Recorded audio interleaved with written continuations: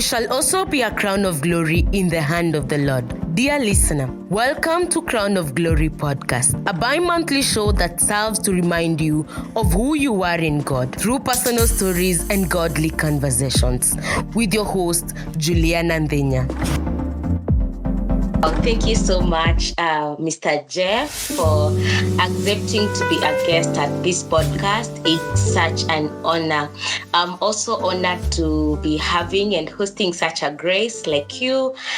I just feel honored and I feel blessed. So we just go straight to the point. And before we even begin talking about serving through talents, Mr. Geff, I know you have a story. You never woke up and, found yourselves on the screens and, serving God in those big stages. Would you mind sharing with us from where you began? One thing is, whatever time you have an ambition that you register into your mind and register into yourself as a passion. One thing that you always guaranteed is whenever you begin to chase or to hunt that ambition, there is a guarantee of achieving it. Many people lose the focus because they are not persistent and consistent in chasing the ambition.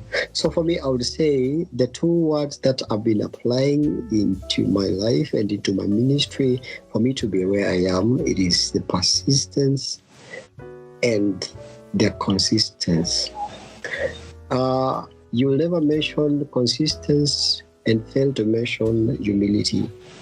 You never mention consistency and fail to mention humility. So I began as a backup somewhere else, but before then I used to be a very great keyboardist, what we used to call back then one-man guitar. And it was one among the ambitions I ever had. Actually, with singing, I never thought it could come that soon, but I just had the call in me. I just had the passion in me, and whenever time I could sing people, I would be like, one time I want to achieve. One time I'm going to meet this ambition. So it took me being under someone's feet, and that was Evelyn back then, 2016. That's when she began to shape me music-wise. Then later on, I relocated to Nairobi, where I found music was on a different level. Music was done differently. Things were done differently.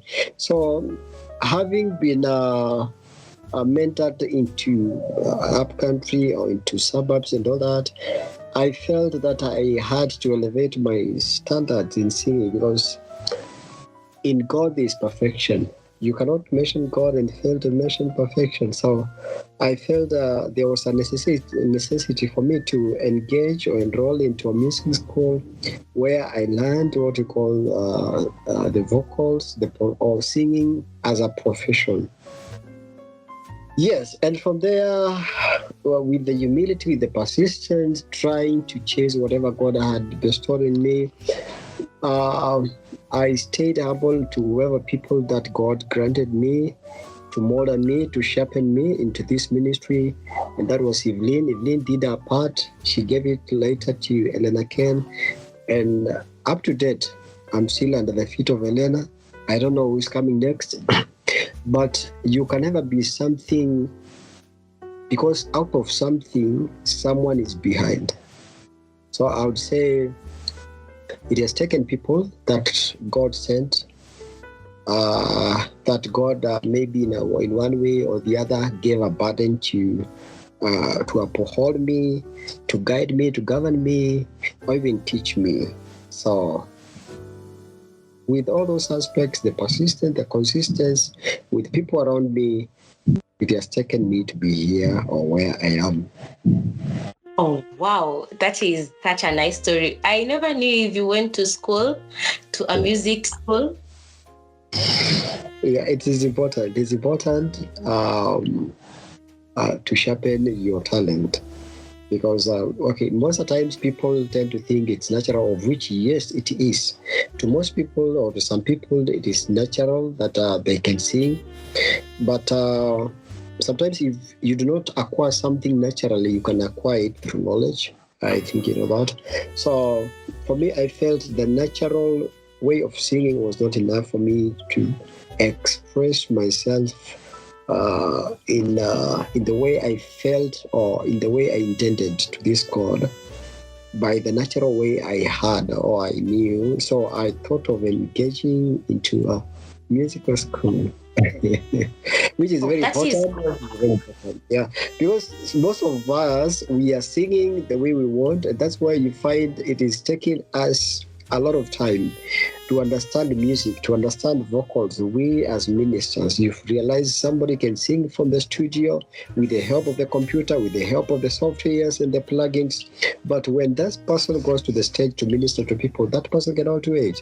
Why? Because those people, they have not worked on their vocals. Or somebody does praise and worship at church, but that person, the way he has been singing, it is too normal, it is too casual, it is by the way.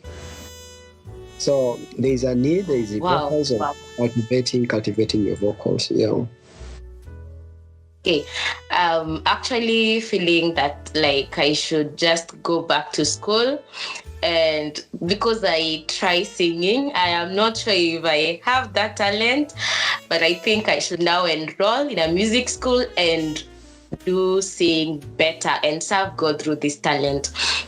Geff, you've talked about going back to school. You've talked about having people who have guided you through, mentors who have been able to show you the way in one way or another. And you've told us about your story, where you began. You've told us about the key disciplines that have brought you where you are right now. My question is, what is your motivation behind singing? What makes you wake up each and every day and exercise this talent of yours? What makes you say that each and every day I will go for practice, I'll be present in the church? It doesn't matter whatever it costs, it doesn't matter the money, it doesn't matter the time that is used. What is the motivation behind all this? Well, I have a number of motivations, and I'll talk of if God does not approve you to sing, along the way, you will scramble, and maybe you will do what you call throwing in the towel, or literally you'll give up, or I understand. maybe you will not develop the resilience. So I would say the first or the core motivation in the ministry, one, it is understanding that you are meeting an heavenly purpose. And serving or meeting an heavenly purpose, it is out of what we call a call, or the anointing bestowed on you. That is now the first motivation. You have to understand and fully comprehend that I'm serving or I'm meeting an heavenly purpose. And that is now what will be waking you up every time.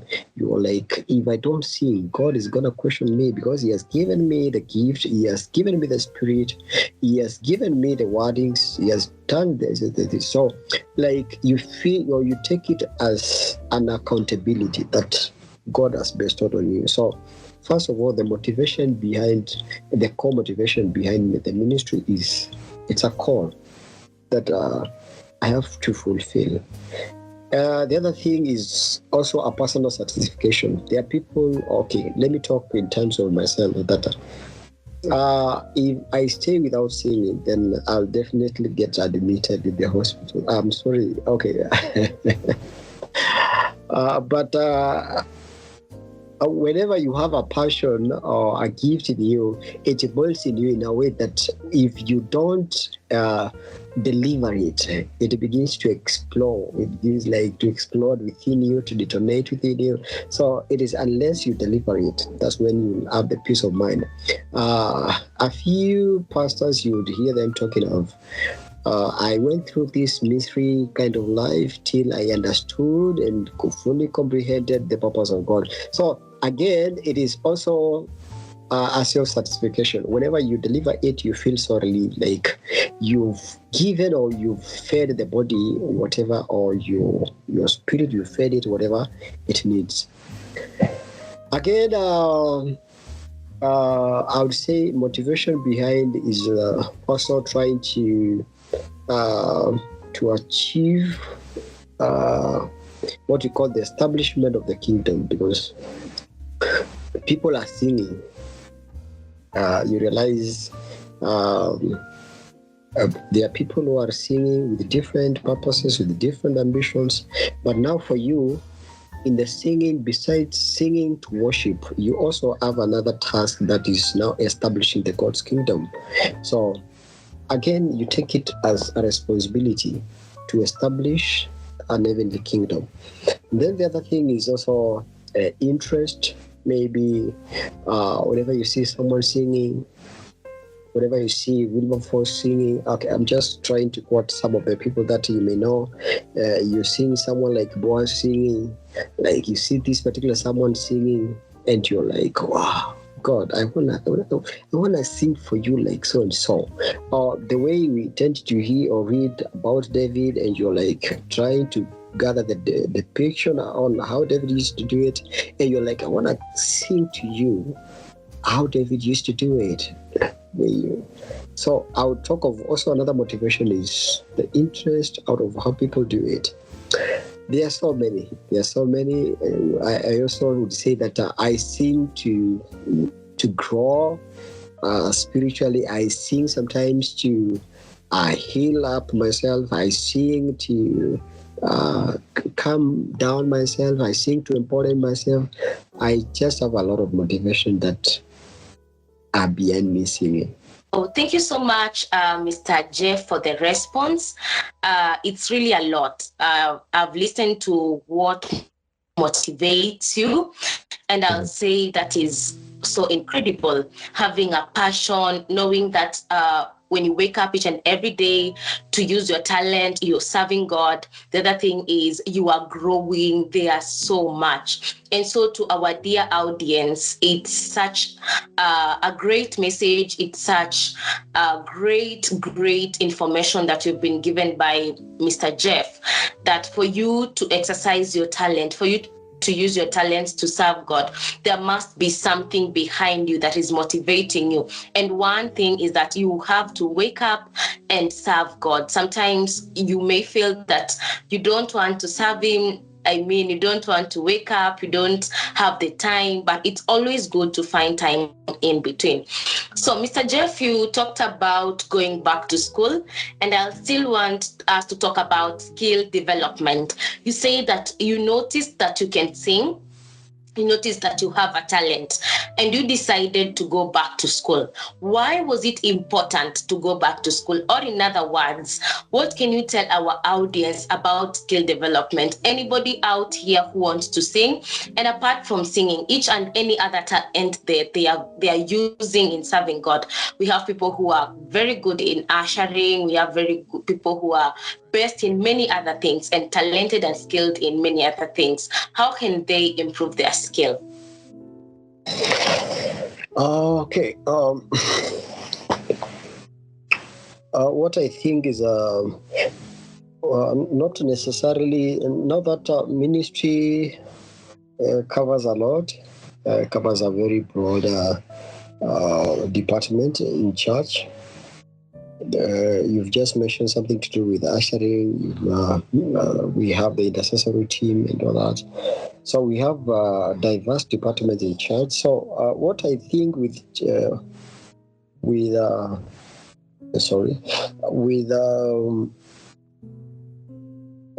how we can sharpen and how we can mold or enrich ourselves into our diverse ministries.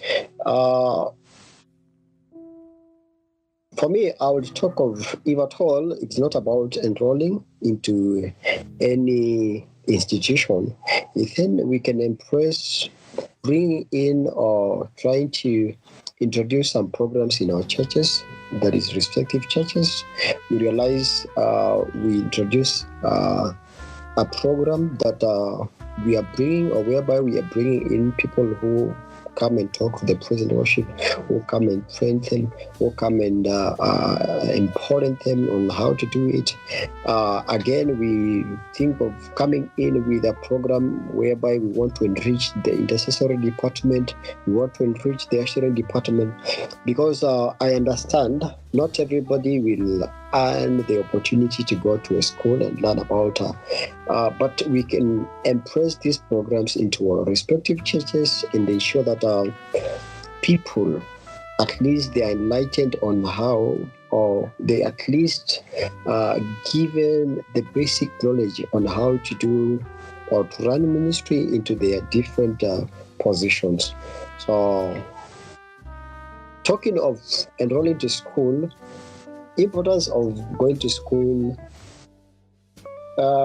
you never compare someone who went to school knowing that or knowing what exactly he or she is going to earn there to someone who never did, because school enlightens you. School makes you know what you did not know. School makes you, like, brings the reality or brings the envisions to reality. Something that you could see, something that you could imagine. Maybe you used to watch someone like Paul Clement, and the way he used to sing, and you're like, wow, this guy sings so well. This guy got vocals. Somebody like Joy Loaga, somebody like Sinachi. Then you're like, how can I sing like Sinachi? So whenever you go to school, the tutor or the leg or whichever person who is taking care of the training will bring that envision to reality, and you're like, oh, wait a minute. So if I want to achieve a voice like this, if I want to achieve a pitch, if I want to achieve maybe a dynamic like this, then this is the formula. So school, in other words, formulates you to understand now the envision that you've been bearing, so that you can now enforce them or implement them into reality. So, importance of going to school, you understand envisions, imaginations sasa unazileta into reality. Oh yeah, wow. I think we can still use some Swahili now that we are Kenyans. I love the fact that you're talking about school. It's like you're talking about me, really, Geff. Sometimes I look at singers out here. Nasema, I will also want to sing. But look at me. There are some basics that I don't know. Yes, I know I have the voice, but what will the voice take me if I don't know very basic rules? I remember when I was back in campus in the Christian Union. Thank you so much, Mr. Geff, for that. You've also told us about how to improve the skills. Having people coming from outside to teach those who are in the church the skills. And when you talked about that, I thought of, even as an individual, kama wewe, you took the step of, going out of your comfort zone and enrolling in a school. As an individual, pia when you umesema, mtu anaweza toka from the comfort zone and also go to someone and ask them, you do this so perfectly. Can you kindly teach me this skill? Or how do you manage to do this? So, Geff, at this point, I want us to look at the kind of impact you've created. I'm telling you, Geff, you're popular. I shouldn't call you a celebrity, but God has really, lifted you. So, that is good. Yeah. You've created a lot of impact. How have you managed to do this? Through your talent. I remember the word of God says that your talent or skill can make you dine with kings. Exactly. Sure. And I believe you've tasted that. So, it's good to hear from you. How does it feel, and the kind of impact that has been created through your ministry? The impact is both to me, both to the society, the result or the consequence of my ministry. So I would talk of, for me, I am not, what do I say? I am not a defined or a specified or a restrained minister that is content-wise. What do I mean? I mean, ministers or singers, we sing or we are gifted differently. There's someone who you realize is gifted just to embolden maybe the destitute, I'm sorry to use the word, but the poverty-stricken, the downhearted people. Kuna mtu tu, let me use a bit of Swahili. Kuna mtu amebarikiwa kuimbia watu ambao labda wamevunjika moyo, wanaona maisha ni kama ni magumu, and that person has chosen that path or that kind of definition or identity. Kwamba mimi nitakuwa na, and it's not about you choosing, it is about where your passion lies. So you realize mtu ama he's an evangelist, so unapata yeye na yeye anaimbanga stories za dhambi, watu wakoke, watubu and all that. And but for me, I am not restrained. I'm not confined into specific content. You realize that I sing to empower, I sing to call people into the kingdom, I sing to worship, I sing to encourage, I sing to or even alert or do what we call the social awareness to the society or to the community. So with that, I would say, one, the impact that I feel with my music, it is one, it is so much soul uplifting. That is one. Again, it is emboldening, whereby, okay, I would maybe give some examples with my songs. You realized a song like,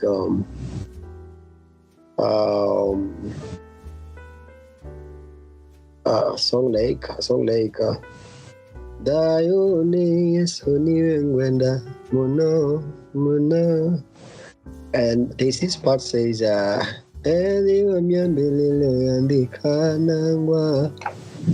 okay, so you realize at the end of the day, when somebody is singing this song, meaning the words, you realize there's something that happens within your soul when you are such a despondent, when you're such an absurd, you're like, Jesus, it is you I want. And then at the end of the day, you feel, oh, I got someone responsible for my life.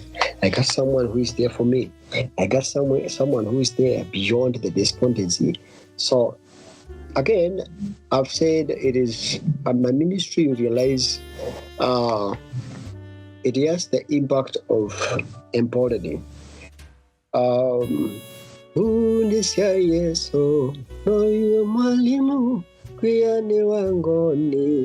realize the song itself, when somebody is singing, feels so encouraged that I need to learn the art of contentment. So in a way, if at all you are planning to maybe shortcut or you are intending to or do what you call the circumvent or whatever, you realize at the end of the day, you're like, oh, I'm encouraged that whatever person who awaits upon the Lord, whatever person who awaits upon the due time of the Lord, at the end of the day, because there's a part that says, Dilikanya Yeso. That says, I'm forgetting the wordings, but it says,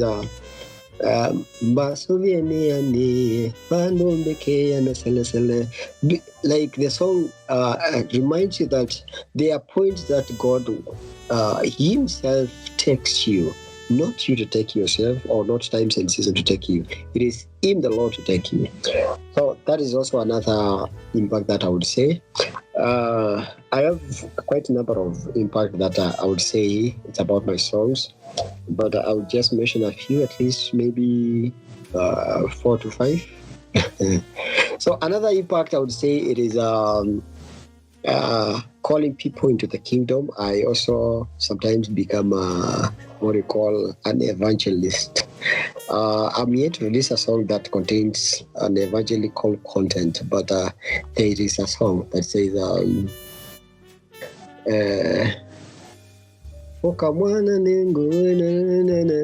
something was like, okay, the content is all about calling people into the kingdom. So another impact I would say to the society, it is the awareness.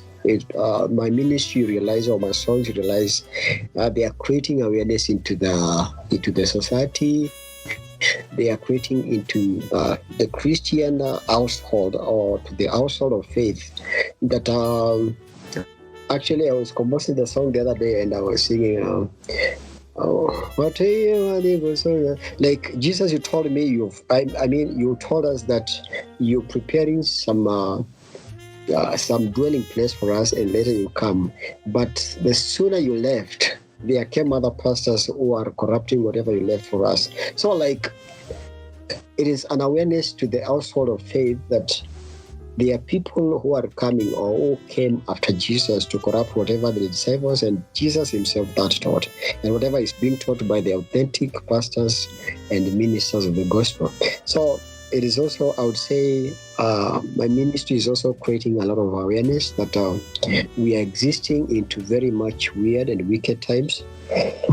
Again, I would say my ministry is also, okay, I'm not saying this with any kind of pride attached to it, but in a way, it is employing people. Because it is out of ministries, or it is out of people singing here. We have companies like Skiza companies. We have the YouTube itself. We have companies like the Boomplay. We have the Spotify. Those people who own or who developed those companies. Something like TikTok. So whichever person or people running TikTok, it is the people who sing and the content creators that are employing those people. So I would say also my ministry is also participating or facilitating in the survival of some people, or in the employment of some people. Again, I would also say, in a way, now this is about me. The ministry is also changing my lifestyle. The way the Bible, you've quoted the Bible saying that it is out of our gifts that we eat, or we party with the King. So out of ministry, it is a guarantee that God, if you're doing it genuinely and solemnly, God must manifest himself, and definitely you will never lack a material. If at all you opt to seek his face first, then definitely he shall add the rest to you. I just feel that we should not end this podcast. I am learning a lot, Geff. And, me being at a place where I listen to your music, I listen to how you serve God through your talent. I can't be able to, know directly the kind of impact you create. But rather, that impact is, I usually feel that impact because when I listen to your music, for instance, so I think that is one of the songs that really resonated with me. You released it at such a time whereby God was still teaching me about contentment.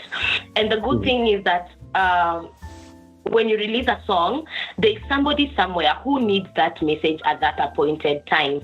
And there's this song that you still sang about prayer number money. And it's a song that I really feel deep in my spirit. And it's really a song that heals somebody's soul, especially when you are downcast, when you feel that you don't even have the energy to pray. And when you listen to that song, you are able to rise up and, still have the message that when I pray, when I give my time to pray and fast, I will still meet God at the mountain. And that is so good. Mr. Geff, you've talked about serving God through your talent, how you've served Him through singing. We can't fail to talk about the challenges. I am sure there are very many challenges that you've come through when you're trying to find your way on how to serve God through your talents. What are some of the challenges that you've encountered?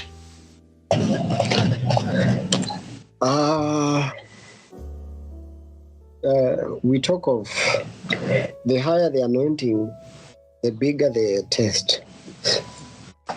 So that is one thing, because the more or the highly God anoints you, the more you on limelight, the more you expect to be tempted. But the Bible assures us that all temptation and all the tests that we undergo, they are manageable. They are indeed manageable. So we should never worry about that. Let's worry about the fulfillment of the duty. The only challenge that at times we find quite unescapable, it is the challenge of finance.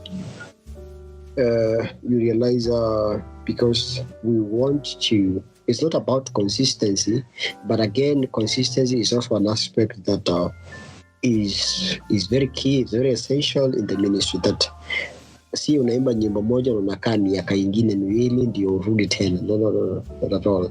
But again, we don't sing to earn the relevancy to people, ndio watu wajuange huko, not at all. But you sing to ensure that you establishing God time over time, back to back. Unamwambia pokea sifa, unamwambia pokea heshima. So it is like a prayer, it is a repetitious thing. So finance is a very big challenge to ministers, especially the growing ministers, whereby you are yet to earn, you are yet to make money, you are yet to make resources out of the ministry. But I always encourage people, I always encourage my fellow ministers, let's not get to ministry with a purpose of earning, with a purpose of earning the ambience, or making what you call the wealth, or earning a lavish life. Let's get into ministry already having this money out of other resources. Usitegemee huduma, useme kwamba mimi nakuwa mwimbaji, sasa familia yangu ni uimbaji, na bado ndio unaanza uimbaji. Have something for yourself. And that's why someone like me, I chose to work. I chose to go to school, earn some papers, get to work. I work like other people, so that I can neutralize this challenge of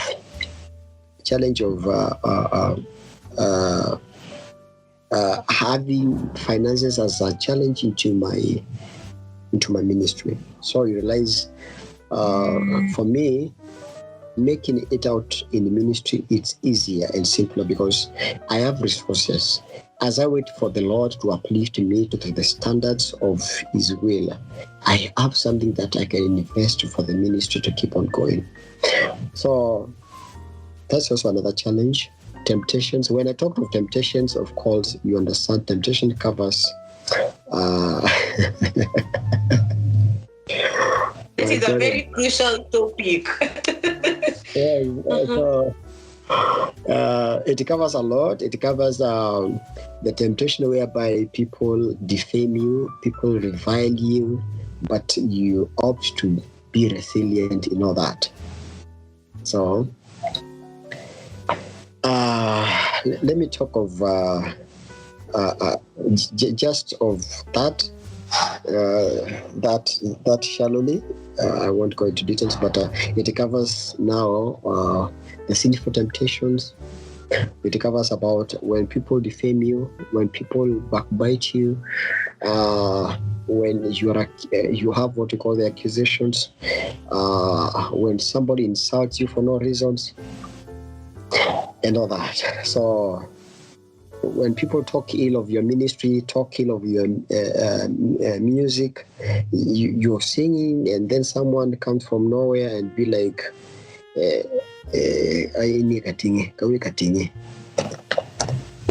so challenges are there, but what matters is the resilience.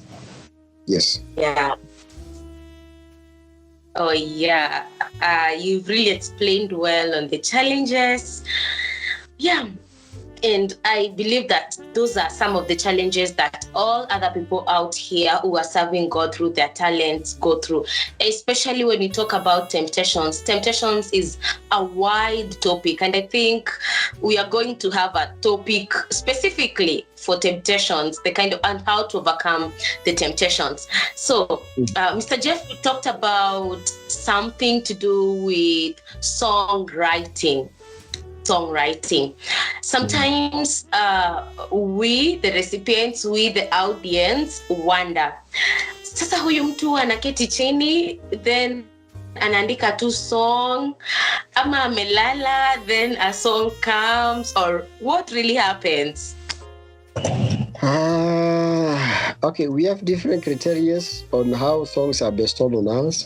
Some people claim that they sleep. At the end of the day, they dream singing. I would say they are held responsible over their opinions. Okay. Some people would say that they are given songs by different. Okay, I don't know whether. Okay, for me it's a virtue, but. There are some people who are given songs by their what do I say? The ancient people. So you like this, and then somebody is talking to you, telling you sing about this. So we have a lot of criteria on how people receive their songs or the inspiration. So for me. I happen to share a character with the hymnal songs writers. I don't know how it happened, but we just share. We have a common interest. Those people, they used to write songs out of something they could see, something they could say, not necessarily them by themselves. At times, their friends could say or could utter something, and then the person would be like, wait a minute, that is a song. For example, a song that says, hii song inasemaga, je, nitasimama mbele ya Mungu na nini? It was someone, we have this guy called Williams who wrote that song, and the words were spoken by another gentleman who was in what you call the deathbed.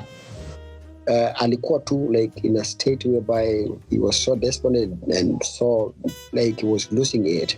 He was dying literally. And he had just got born again 3 days earlier. Then Williams approached the guy and found the guy with a very gloomy face. Then William was like, why the face? And then the guy was like, I'm worried. Okay, sawa niliokoka, but my worry is, je, nitasimama mbele ya Mungu na nini? And bila hata tunda moja. It was a question he posed to Williams. And then Williams was like, wait a minute, that is a song. So I will go write a song about, you see, unaona hizo maneno umesema hizo? Je, utasimama mbele ya Mungu bila hata tunda moja? I'll write a song about that, and whatsoever person who will hear this song and give his or her life to Jesus, that will be your fruit. So that is the story behind that. So for me, I find myself most of the times, I just need one word. Ngaiyo. You've seen most of my hashtags talking of Ngaiyo. It is a song that it is a word that I was just seated and I was like thinking about God, and then there was like Ngaiyo. That is a song. Sometimes another time I was seated, I was like just trying to thinking about this God, and then I was like I thought of something like what you call patio, like patio Maika. Okay, patio Maika. I was trying to think of the story of the woman who lost the daughter, or the son, I mean, and the people came, the neighbors gathered, and there was nothing that they did to the lady. So I was like, okay, wait, patio Maika, that is a song. So for me, the criteria that the Holy Spirit gives me songs through, it is, he only gets me one word, and the rest is like, I don't want to make a song. So sometimes I might see someone or a state, I might see someone's life and be like, being in the shoes of that person and be like, Nengo the Legelia. At the end of the day, I'm like, that is a song. Or I'd be like, in the shoes of that person when life is really stretching me left, right, and center. And then I'd be like, in such a state, what can that person be telling himself, especially if at all he or she is encouraging himself? The words can be used in kwamba maundu nimekwaila okwende. Okay, that is a song. So that is how I get my songs. So other people people get songs differently, but that is not me. I'm really looking forward to listening to your next song, and all what I can say is continue serving God with your talents, and really God is taking you far. You are edifying the church through your talent, and let all other people learn from you. Let the old people, let the middle-aged people, let the children learn from what you're doing. And may God continue blessing you so that we may continue learning from you, and we may continue how to learn how to serve God through you. We're looking forward to that great event. We'll be ministering to our audience. Our guest, Mr. Geff, will be ministering in the great event that will be in Mlolongo on the 22nd of November. I will be there. So kindly book your ticket. It's 500 for the regular and 1,000 for the VIP. I am really looking forward to that day. I can't wait. So, Mr. Geff, as we finish, tell us your social media handles. Everywhere, Geff Samba. Geff, Geff Samba. Everywhere. Oh, wow, everywhere. Everywhere. That is really great. So how can people reach out to you? Do you prefer people calling you directly, sending a text message to you, or dropping an email, or just reaching out to you through the social media? If at all you have an agenda that is a subtle agenda that you want us to embark on, or there's something you want me to do for you, or you want to invite me into maybe somewhere for ministration, then you call me. Yes. Oh, great. Yes, because to me, call feels a bit formal. So thank you so much, Mr. Geff. I just think that there is nothing that has been left without being handled on the topic serving through our talents. I felt it's necessary to have somebody on our podcast who is serving through his talents, and Mr. Geff is the perfect example of the time at this time. So what's your parting shot, or what's your last words with our audience?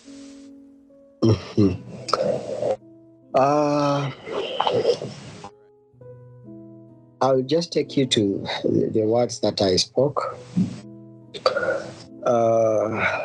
And then I conclude by this Kamba slogan that says, wenda uthikwa, I mean, wenda uthikwa ngumba. It is a Kamba slogan. Wenda uthikwa ngumba kwa tanze ya kielelo. Lakini ketumbo ni mutuo wamba ametengea. Basically, if You do things the same way, expect the same results. Do things differently, expect different results. Praise God differently, serve Him differently, pray differently, and indeed you'll bear different fruits. Oh, wow. This conversation has been one of the best conversations ever. It just doesn't feel right to end this conversation, but we have to end this conversation and meet next when God allows us to do so.